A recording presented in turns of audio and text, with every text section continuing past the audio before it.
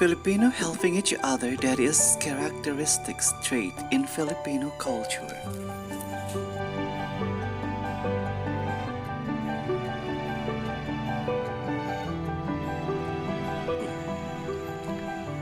SM pledged 100 million for the Philippines.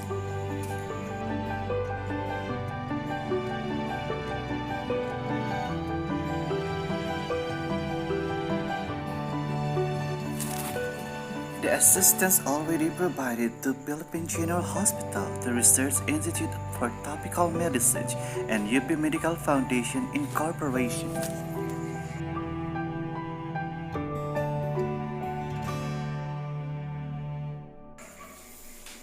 SM also donates PPEs to government-run hospitals like face masks, A95 masks, gowns, visors, hoods, gloves, and others.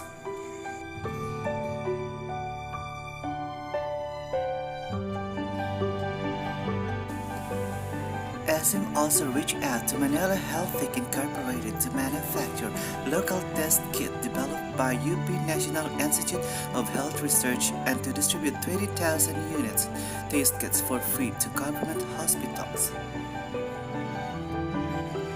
SM Supermalls, the Philippines' largest mall operator, is also waiving rental payments of all of its tenants nationwide from March 16, 2020 to April 14, 2020.